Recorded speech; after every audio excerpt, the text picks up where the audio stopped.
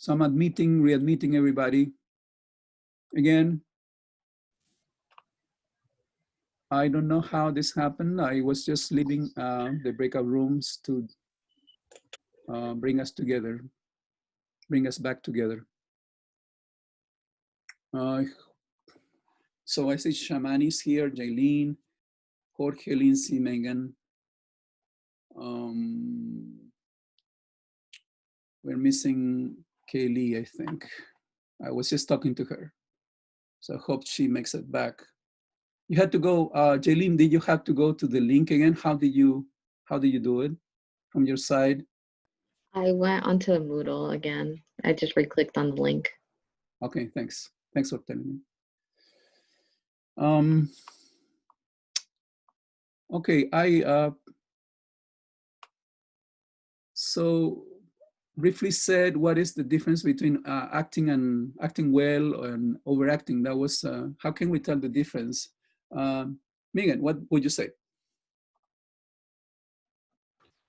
In my group, we talked about just like having the right amount of emotions, not overacting it. And like, if you, let's say in like the scene, your cup of tea spills, you don't like break down to the floor and like start screaming like, why God, why? It's just like having the emotions that you think as a person you would also feel. So yeah, having a sense of up to what extent you can take it in terms of emotions, and calibrate that according to what the scene requires. Yeah, so that requires intelligence and being a perceptive individual, I would say. And I would agree. I think I would agree with that totally. Jorge, anything else? Oh well, I was thinking that when you're acting as someone else, you're trying to get into that character. But then if you don't feel like you're compatible with that character, you'll be just overreacting, trying to do something, trying to be someone you're not. Thank you for saying that. There's something called casting, as you all know, right? So yes, sometimes in movies, for example, you feel like the casting is very poor, not good. They needed a different actor for this character. So yeah, casting is essential. And then you can make, right, the actor compatible with the character. So I agree. Also maybe because of your comment, Jorge, that the actor needs to be very well acquainted with the character, and not only with the character in their situation, right? What is the context for you all, right? If you're going to deliver a monologue, you need to know what went on before and what is going to happen after, and why the character is saying those lines. You cannot isolate that segment from the conflict taking place throughout the play. So you need to understand that segment in relation to what is happening before and after, and always concentrate on the conflict as well. So that will be your task for the monologues. Anything else anybody would like to contribute? If not, we'll move on to discuss the play. Let's go to the play then. Okay. I'm sorry, Kaylee is not back. Something happened and she's not here.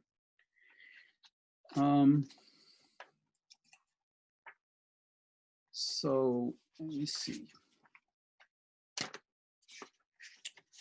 I would like us to go to the last pages of the play,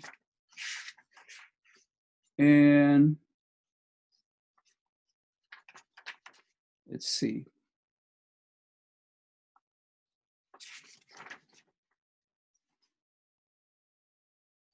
Page 206, 206, 206. Conversation between the mother and Gertrudis at the end of the page, 206. The mother goes, "You have to finish the novel." And Gertrudis goes, "That's true. Can I hold your baby for a little bit? And notice the answer, page 207. No. What's the matter? It's very little. I've held babies before. I know how to do it. He might wake up. It's very little. I think he has slept too much.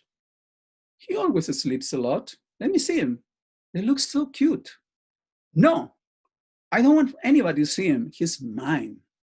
I know he's yours. I'm not going to take him away from you. I won't hurt him. No, I prefer you don't see him. You're selfish. No, don't say that. Well, what I could comment about this is that notice how the characters maybe are changing in this regard. The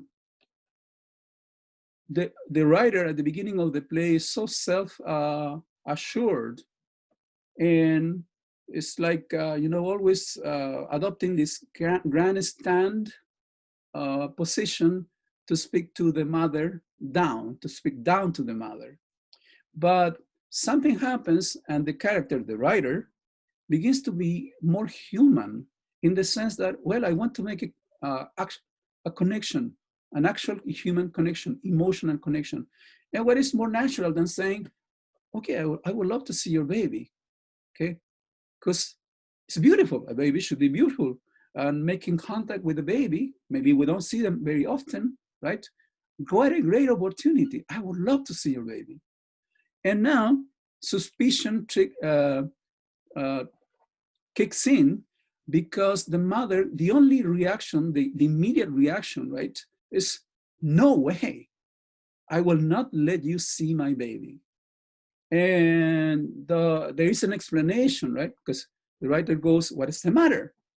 And it seems that the mother is saying back to the writer, well, you wake him up. And this is a fragile little baby.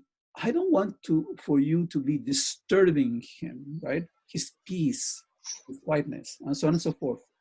So, when I read some of the play, it's like they're yelling and they're being loud, yet she keeps saying, don't wake him up.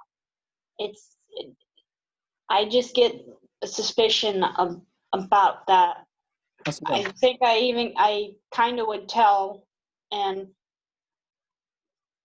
I was curious to see if I was right, and I was. Yeah. There's always that sense of tension of something that doesn't want to be shown. Yes. And it's like, why? What's the worst that could happen, really? And then that secret is shown, and Yes. yeah. Exactly.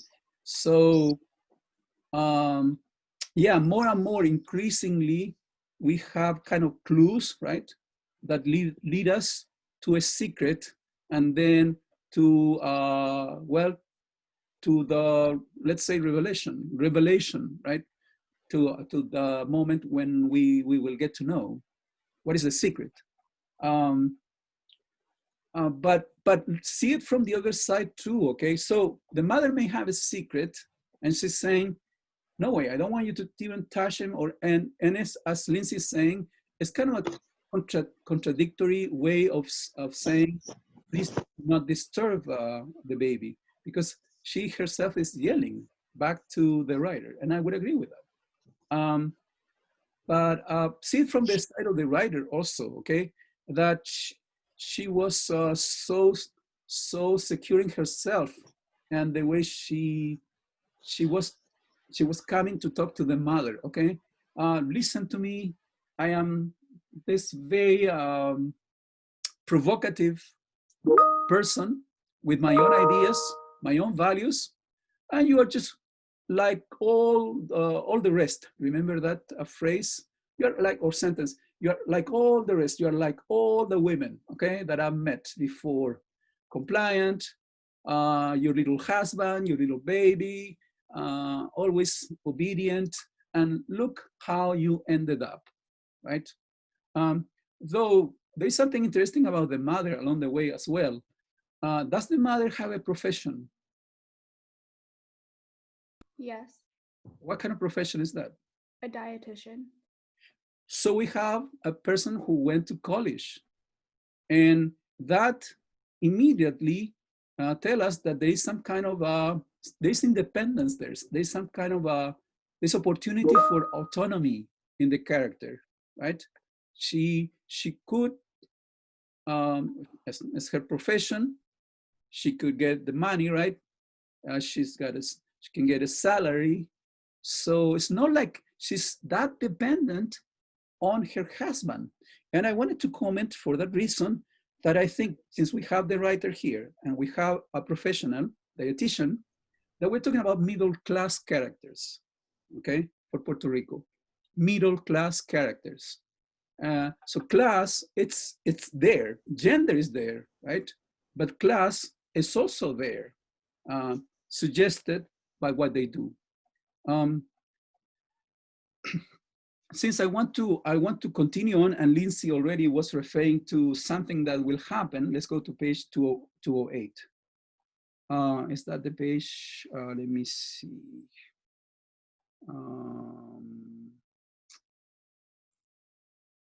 Yeah, this is the page. This is the page. So I need for, I'm gonna ask Jaylene, can you read us through this? And Jimena, could you read us the mother, please? Sure thing. To page 208, top of the page.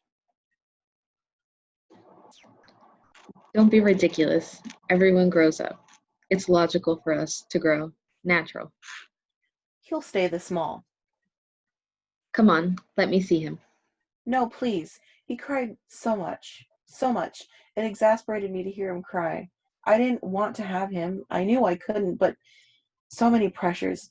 He told me he was going to look for another woman, and that I was good for nothing, that a child would bring us happiness. He cried so much. I didn't know what to do. He was so little. Jimena, I'll read the stage directions because this moment is crucial for us to understand, okay? So I need to read the stage directions. Gertrudis goes over to the carriage. She lifts the blanket. She sticks her head inside. She's horrified. Keep going. I didn't know what to do. He's so little, so defenseless. He's a little boy, you know? The first grandson that they're all very happy, but he cries so much. Gertrudis begins to cry. I told you that soldiers march. Hut, 2, 3, 4. That grandmothers make onion soup. Hut, 2, 3, 4. That mothers clean. Hut, 2, 3, 4. That Miss Rodriguez laughs without care. Hut, 2, 3, 4. That Girl Scouts have lots of French poodles. Hut, 2, 3, 4. Okay, so Megan, what is the most crucial moment in this page and why? Megan. It's when Gertrude looks in the carriage. And why is that I was important? gonna say, or it could be like the mother when she like has her little breakdown right before when she's saying that he cried so much, I didn't want to have him, blah blah blah, and all of that. Oh, I see what you mean. Why is that important? What is that telling you? Because it gives us like a little look into her life that it wasn't just she settled down with a man and she wanted to have a baby, that she was forced into it and she had to do it because of the pressure and she was trying to keep her marriage together. Okay, Megan, I'm going to read the stage directions again, okay? Because it says in here, she sticks her head inside, she's horrified. Mm-hmm. For me, you need to comment on this adjective, horrified, and then notice the writer's reaction. Stage directions again.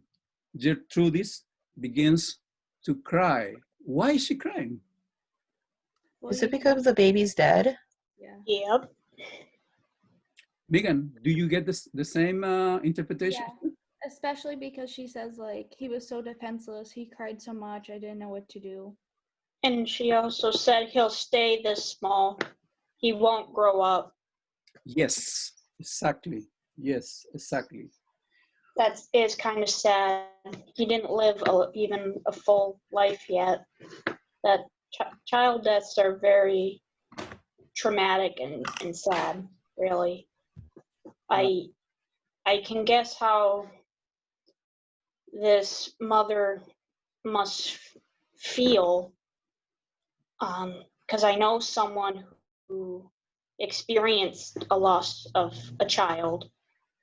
Mhm. To lose someone, not even get to watch them grow up, to bond with them, or to see how they will fully be, just be forever small in a soulless shell while their soul is in heaven. Okay, but I think the tragedy is deeper in this or more drastic in this in this situation, in this context. Yes, I agree. I totally agree about the suffering for a child that is lost. In what sense in this place? I'm sorry, in this play, the tragedy is starker. Jimena. I'm looking ahead a little bit, and is it, one second.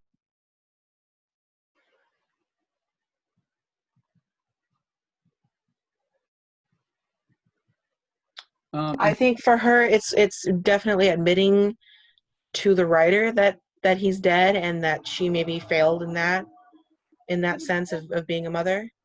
I have the suspicion is that is more than that. That And she maybe, accidentally killed him. who is talking? Me. Me. Okay. Megan. Okay. And what are your bases? Can you quote something from the play that leads you to think so? Well, I think when she says, a lot of the time she says like how much she cried, I think that can give you a look into like what she was going through. And then she also said that he was so defenseless and so little. He says, notice what he says. I'm sorry, the character says, she says, page 208, it exasperated me to hear him cry. What is the synonym for exasperated? Like you could Angered. Yes. Yeah. So maybe she didn't accidentally kill a baby. Maybe she just actually just did it in cold blood, well, cold heart, whatever. Well, you know how like sometimes young moms or stuff, they talk about shaken baby syndrome, where it's like they just get so tired and so frustrated that they just want them to die, and they don't realize that like they can snap their necks. Also, it said earlier that she said that there was a lot of pressures. So I think even though part of her did maybe love the child or want to love the child, she didn't actually. I may be looking a little bit too much into it, but I think that's what I think. It also says she didn't want to have him. Mm-hmm. Right. She was forced into it. Mm-hmm. And I find it kind of weird of how it's like suspense. It's shocking. She acts like the baby was actually sleeping, only now it's in an internal sleep. Mm-hmm. Like she acts like, be quiet, my kid is sleeping. Mm-hmm. So she acts like he was alive to hide what crime she committed. Yeah, so we have a crime, exactly. Legally, we have a crime. Legally, we will have a crime. But what is, if we understand the play in this fashion now, what is the play about? Jorge, what is the play about?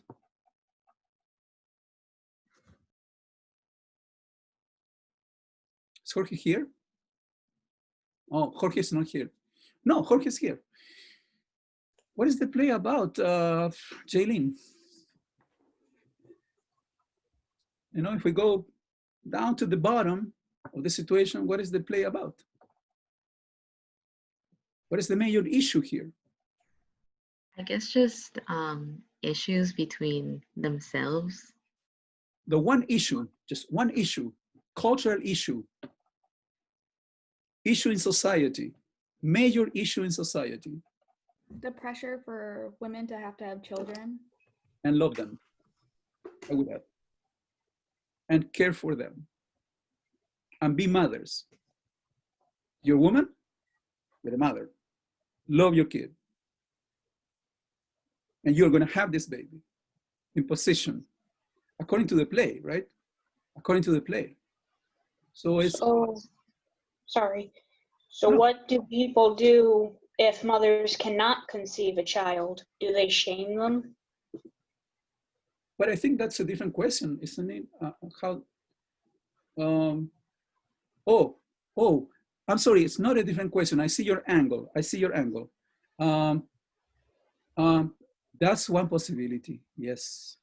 And that happens, that may happen for male who cannot impregnate as well, right?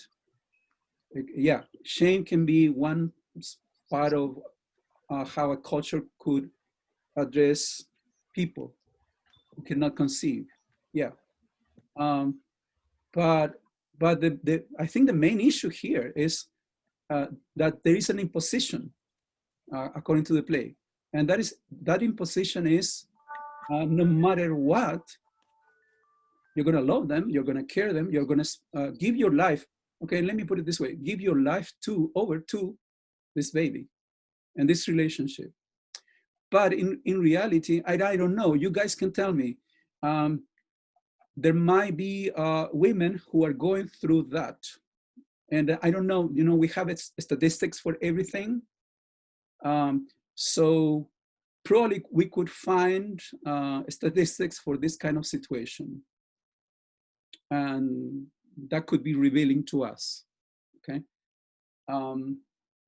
So who is going to tackle these issues? Well, women writers, because this is crucial for women, okay?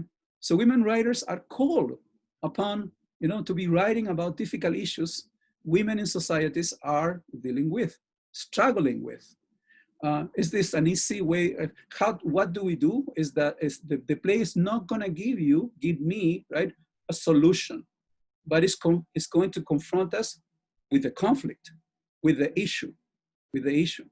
And so it's got some punch to it. If not, why are you gonna write a tragedy? Because this is a tragedy. It's no longer a comedy, right? It kind of, for a while, felt like a comedy, but now we know tragedy, okay? Tragedy.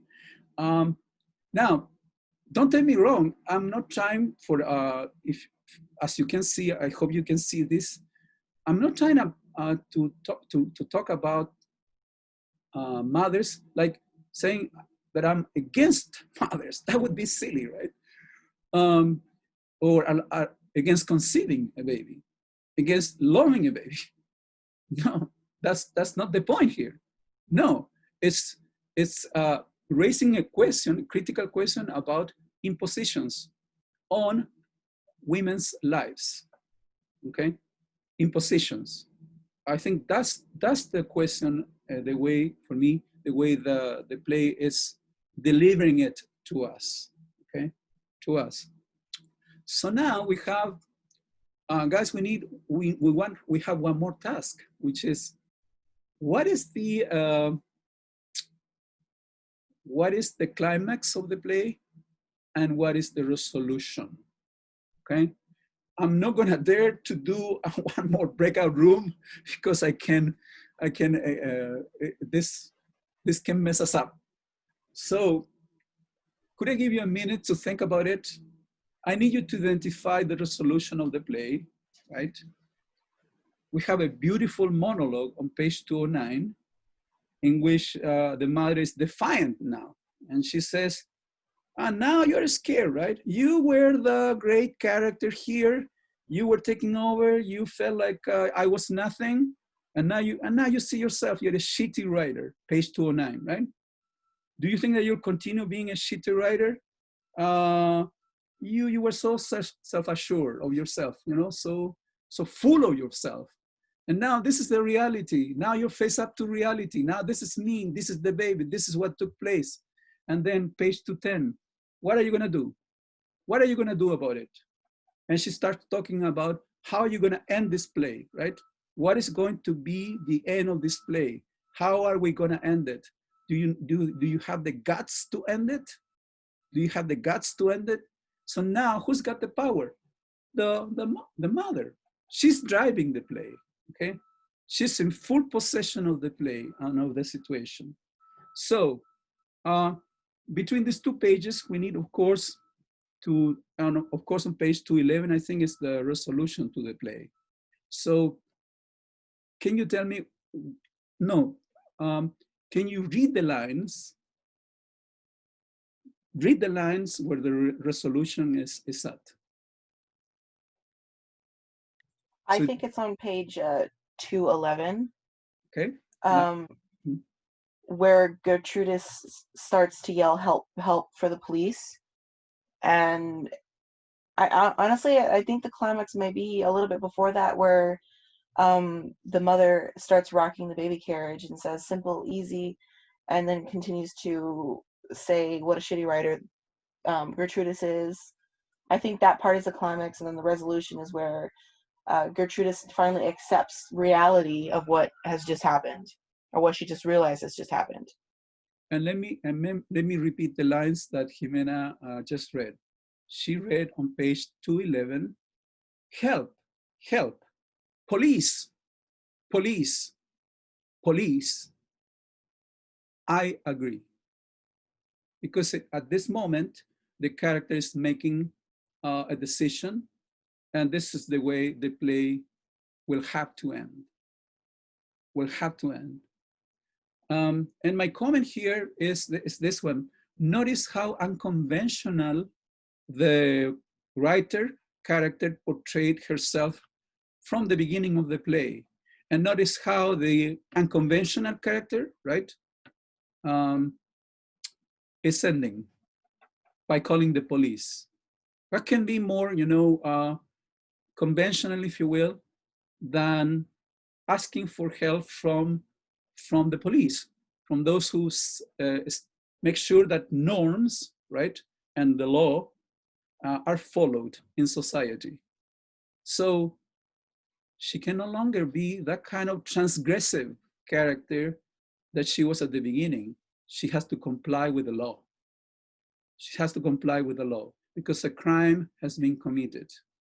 But I would like to argue also that the crime was committed because the character, the mother, was suffering. And is there some kind of clinical, psychological definition of the situation the mother was in after having the baby?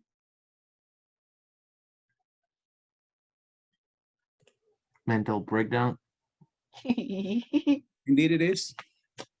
But I think there is a psychological definition, right, for this kind of situation. Language that, Paranoia, say that again? paranoia, anxiety. Well, paranoia, not necessarily, because that's when somebody's, I would say, because that's when somebody senses that somebody's after them, after them to attack them or. I think paranoia is the fear of something. Like I would be like paranoid, like children screaming. It's like I want to get away from it. Yeah, but you said a different word that described the situation well. After paranoia, you said something else. I forget. Anxiety. Total anxiety. Total anxiety.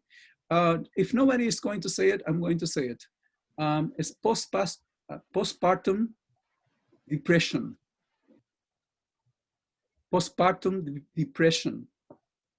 So if I want to psychologize the play, I may say that, and you probably have read or have had conversations about this. What takes place after a woman delivers the baby, right?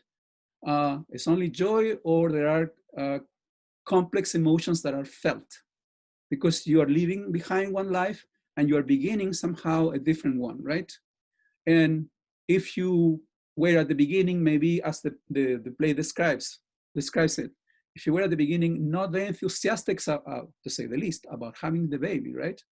And you felt that it was truly an imposition, that somebody was somebody and the culture was forcing you to become the mother, then I think the post-trauma situation and depression, deep depression may happen. You cannot control, your own life. You feel lost. So that throws you into that kind of emotional vacuum, right? Vacuum. So in that sense, we have a character here that we can relate to a character in the previous play, right? Because I think we talked about trauma happening in the previous play, and I could see that happening here in this play, though there is no reference to it, suggestions, right? Here and there, clues, until we get the final realization that something very, very serious took place in the life of this woman. So I don't have any more comments on the play. Do you have anything else that you would like to add that we are missing maybe?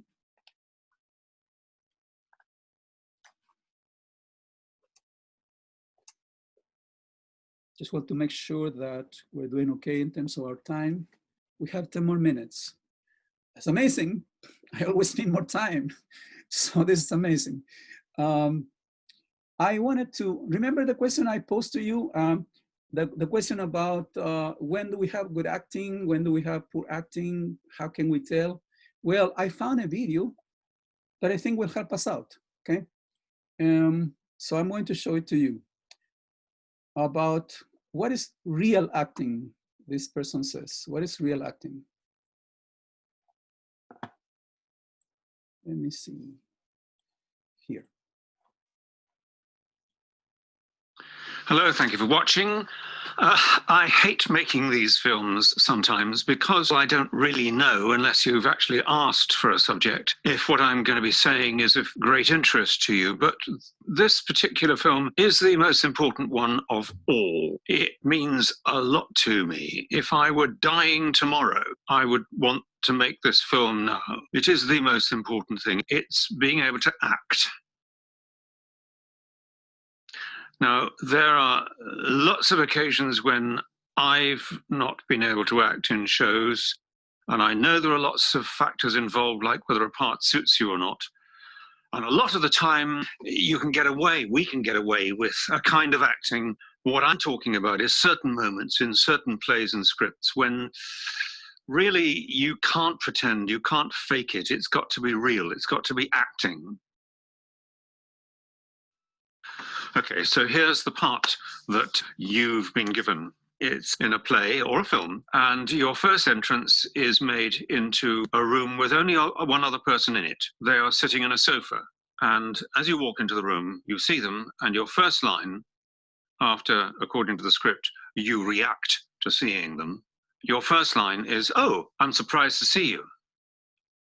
Okay, that's the first line. Now, this is the kind of line which people like me go mad when we see people doing it, if they're not acting properly. If you say the line in a relaxed, casual way, "Oh, surprised to see you,"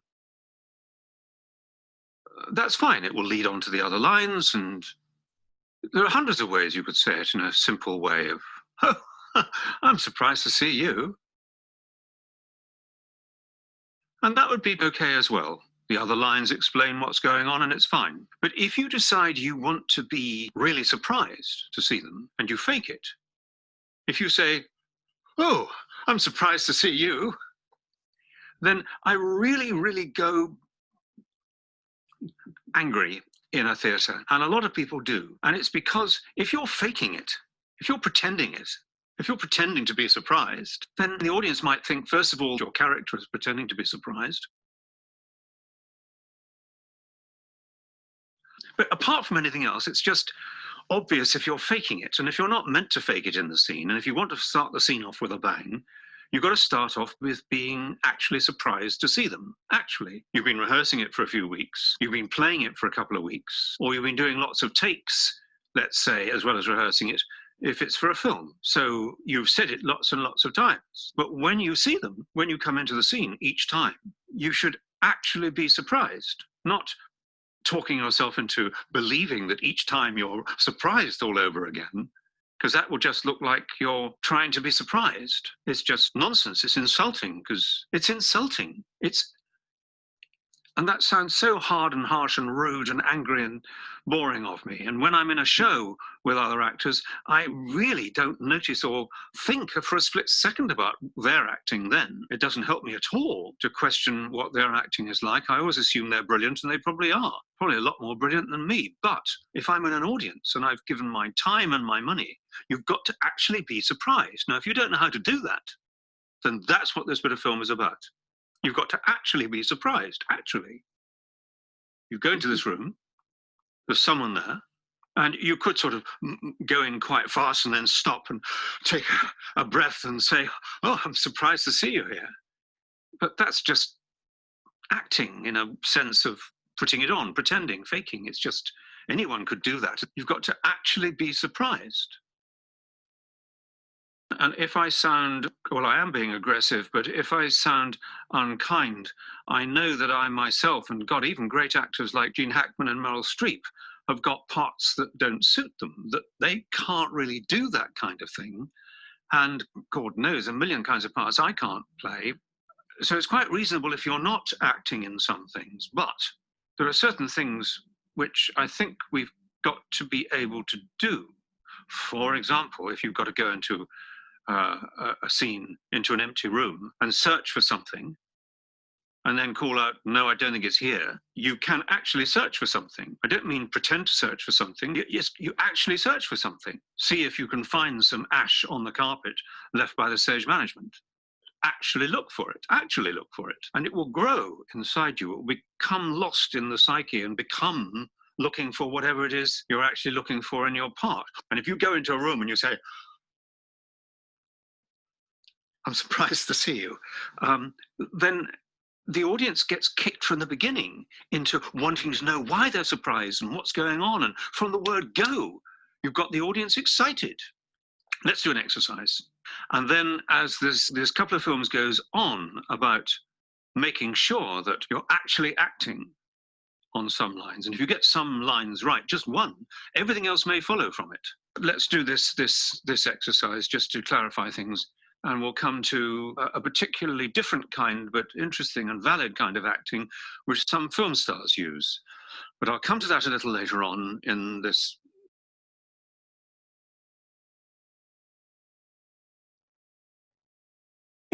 So what is his instruction for us? What is his recommendation?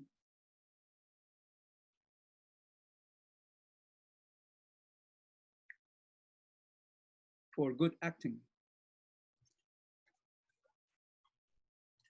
Go ahead and actually do the action that you're quote unquote pretending to do. Yes, do not pretend. Do the action. Do not pretend that you're eating. Eat. Do not pretend that you're listening. Listen.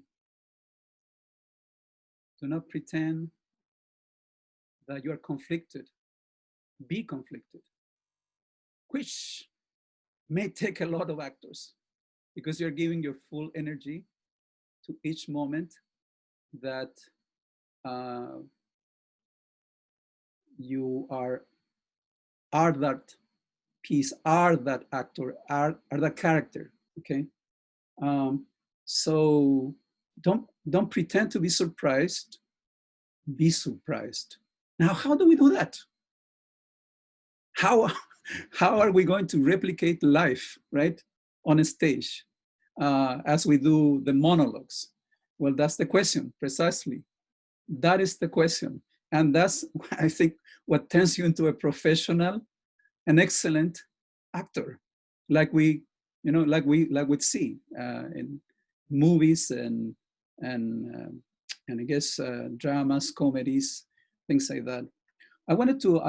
We just have 2 minutes, so I want to show you what I did for the monologues, okay? I have my list right here. Yes, I do. So I'm going to share my screen, and with this, I'll finish.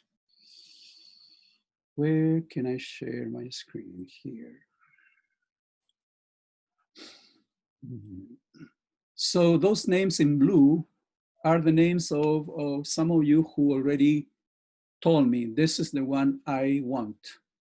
And so Jimena, Max, and Megan already decided. And since nobody else sent me a message, as far as I know, I place you in these monologues. Okay, so Lindsay, Jorge, Bill, page 80, and then we have Kels for Alberto, Sky Shamani, Gertrudis, page 191, and then we don't have anything for Dilemam because there is no monologues. And then the altar piece of Yumbel, the last play we'll be reading, Marta, 45, 46, Kaylee, and Mother 1, 68, Jaylene. Gave you a very compelling situation to each of you so that we can go back to the place and see what is happening to these characters. What I would like to do, if possible, is to go over the monologues and see how you are reading them. What is your interpretation of each situation? I'm going to place this on the, I'm gonna put it in the raise your hand forum so that you all have the information, okay? Any comments, anything? Actually, I do have something. Sure. So you put a few of us together. Does that mean both of us have to read through the monologue, or do we split it? Okay, we'll have to make a decision because yes, I will be giving you a limit of a number of lines. So that's a decision. Good question. It's a decision for later. Yeah. Oh, and okay, perfect. And second answer to the question. Okay, I really would like I really like the fact that we have two people doing the same, because then we can compare. So that's fantastic. Okay, that's good news for me in that regard. But yeah, you may not be saying the same lines exactly because some of the monologues that I gave you are already very lengthy. So we have to make it less, much less, okay? Much less for you. I'm not gonna go, depending on the monologue. Thank God. I know we are not actors. I'm not turning you into actors. Don't worry about that. Anything else? If not, I'll see you Tuesday, right? And have a great weekend. Thank you, Professor. Thank you. Take care. Yeah.